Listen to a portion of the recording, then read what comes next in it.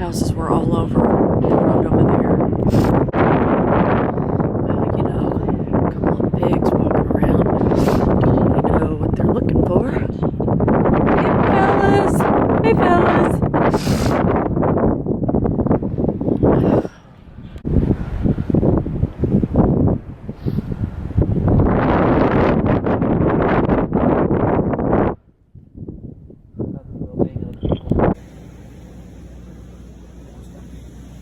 Oh, shoot.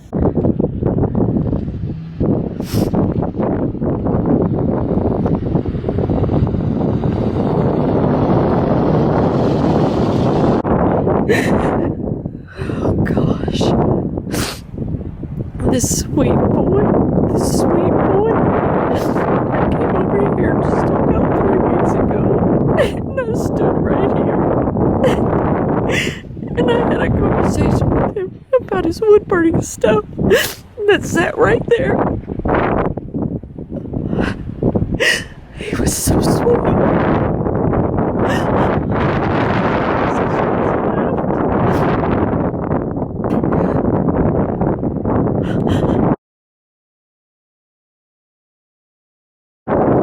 And here's the stove on the other side of his house.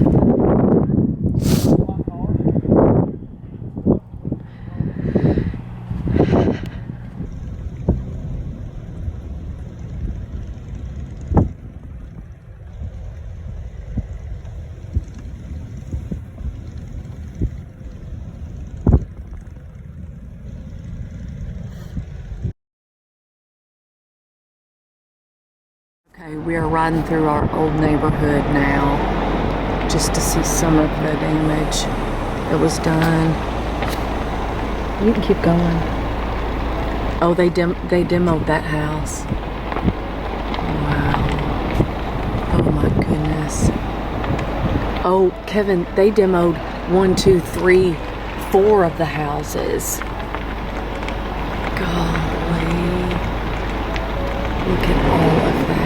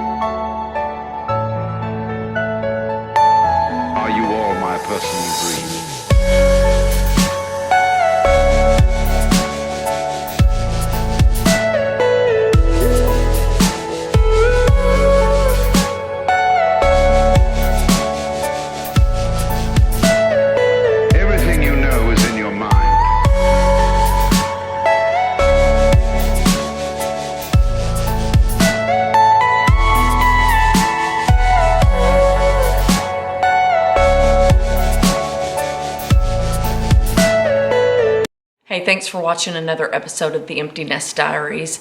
This might be hopefully one of the more difficult episodes that we put on, but it was about a tornado that happened in our hometown December 10th into the morning of December 11th of 2021. We wanted to kind of let you all know that this happened right next door to us practically, and we had one person across the road that passed away. And so the beginning of this episode, I show the neighbor next door to us who had about a 3,000 square foot home that was completely demolished. And I know that I'm talking and I'm crying during the video and you can't really understand me, but I'm basically saying that trees are just ripped up like twigs and that his home was destroyed, but he was able to get to his basement and he survived. And across the street, there were 4 homes. 2 of them were just wiped off the map, and then the other 2 were so destroyed that they had to be bulldozed down. And then the rest of the video is basically showing you driving through town and the damage that was done in Bowling Green, Kentucky. The night that it happened, we were asleep. Both our phones went off with the tornado warning in Warren County. And I believe we were pretty close to the start of the tornado. So as soon as we got the alert, we both pick up our phones and then I checked the weather. Stacey says something like, what should we do? Is it serious? Something like that. Because, you don't always take them, I guess, too seriously. If you get a tornado warning in Warren County, it may be in northern Warren County or eastern Warren County, but not worried about your certain area of a county. But it looked like it was coming right at us, so I just turned to her and said, we better get downstairs. We still weren't really rushing, but we got up, and she sleeps on the far side of the bed or the room, so I was in front of her, and I go to open the door to the basement, and we begin to head down. Looked like he was going to knock me down with the door, but that's okay. Well, the door was... When I opened the door, it was kind of in the way of her coming towards me, so she hits the door and knocks it back into me, so we're kind of looking like a comedy show trying to get down the steps. And then as we got into the stairwell, we heard the tornado, and it sounded like it was just a freight train just running right beside our home. And so I pulled up a map to show you where it started, if we can maybe see this, but this is where the storm started, and the little circle right there is our home, okay? And then I took another one, a closer up of as it zooms in, the circle is our home, and then the last one that I have is the orange is the tornado and the circle is our home. So it actually grazed the front of our property but missed our house. You can see by how much. After it happened and we went downstairs and we came back up, we had no power, our phones didn't work. We had no idea what was going on around us. We knew it was a tornado, and we knew you looked outside and it was pitch black. We had a fireman come to our door. He knocks on the door and asks us if we're okay, and we said yes. And then he explained that the houses across the street were wiped out, and we asked him if he needed volunteers to go over and look for anybody because we didn't know how many people might be unaccounted for. And he replied, maybe go help move debris out of the road or anything for vehicles that need to come passing through. And water. We took water. And so we went out there. It was about 2:30 in the morning, I think. And we walked across there because of our little neighbor. We knew that he was home. I tried to text him as soon as we got the alert, and he didn't respond. And so we went over, we walked around, we saw his house was just completely gone, which I talk about in the video. And what I'm saying when I'm showing his house, his name was Corey Scott. I talk about him as I'm walking around his house. The next morning we went out and took those videos. I'm saying that I had gone to his house a few weeks before that, and we had talked about he had a wood-burning stove, and we really wanted to install one. And I asked him if he would help us, and he said yes, of course. He'd help anybody do anything. And so I'm walking around his house talking about that wood-burning stove and how it ended up on the far side of his home after the storm was over. But we will never forget him. We'll just see you in our next video. Thanks for watching.